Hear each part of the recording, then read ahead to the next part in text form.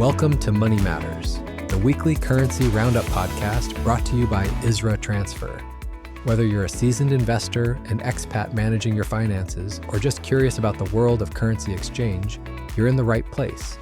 Each week, IsraTransfer's co-founder and head of trading, Daniel Engelsman, will inform us of the latest trends, insights, and market movements that could impact your money. From currency fluctuations to economic news, we're here to equip you with everything you need to navigate the ever-changing landscape of foreign exchange. So let's dive into this week's roundup. Daniel, what's the latest update on the exchange rate? Welcome to this week's spotlight on the shekel. Your updates on the Israeli shekel's performance over the last week, actually 2 weeks, because we missed last week, for which it was Purim.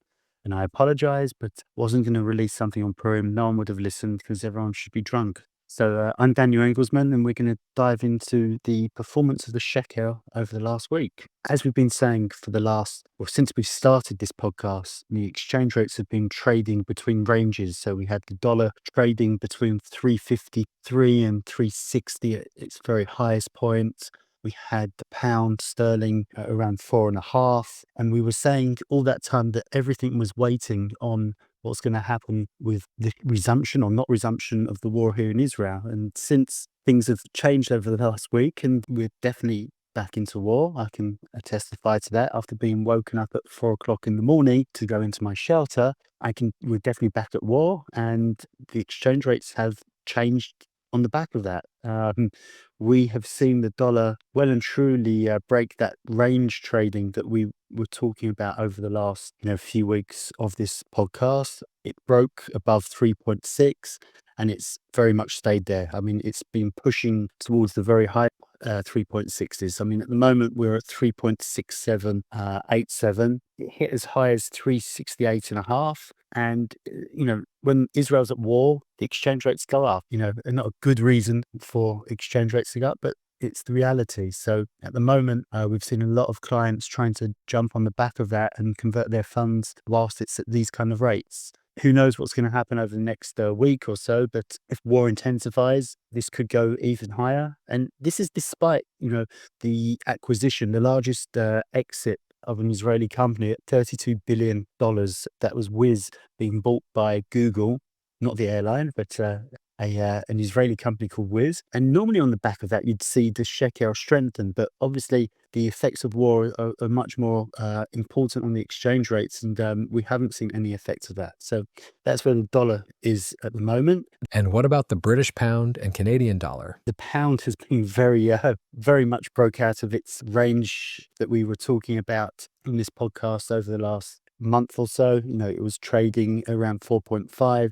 And now since war, it's gone up to 4.77. That's a big jump. That's 7% jump over the course of a month. So to put that in perspective, if you're transferring £100,000, that's £7,000 difference. It's a big difference. Again, it's exactly the same reasons that it's moved as because of the dollar as well, because of the war. Same reason. There is a slight extra factor involved with the sterling staying at this kind of level. The Bank of England, there were some rumours that they might cut interest rates. The fact that they've not cut interest rates and said that they might be cutting them slower than forecast means that strengthens the pound, because the higher the interest rates, the stronger the currency, is the general rule. So that's keeping the pound at 4.77. And who knows, this could push towards 5. You just don't know if the war escalates more, and if next month the Bank of England indicate that they're not going to cut interest rates for the rest of the year, we might see it push that higher. Same story with the Canadian dollar. We've seen it jump up from the range that we saw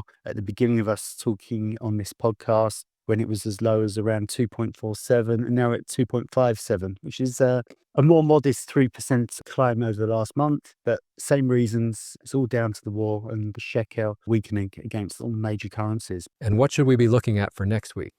What's going to make any difference over the next month or next week when we next talk? Just see how this pans out. We've also got in the background what's going on with Ukraine and Russia, and if peace can happen there. So we'll have to wait and see. But if you need to convert funds, it might be a good time compared to what we've seen over the last few months.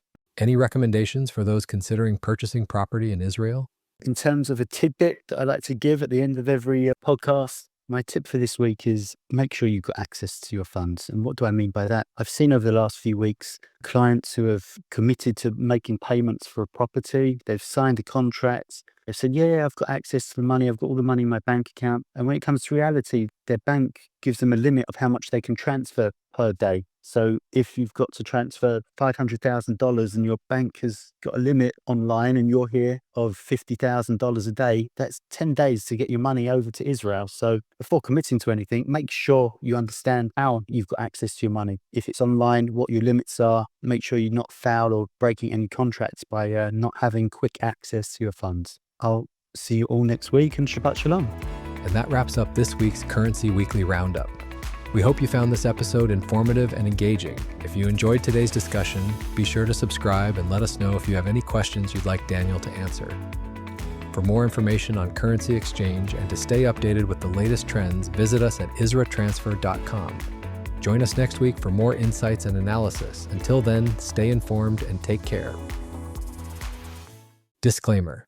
This podcast provides general information about currency exchange and buying or selling currency. It does not constitute legal, financial, or investment advice. Listeners should make independent decisions and seek professional guidance. The company is not liable for any actions taken based on this content.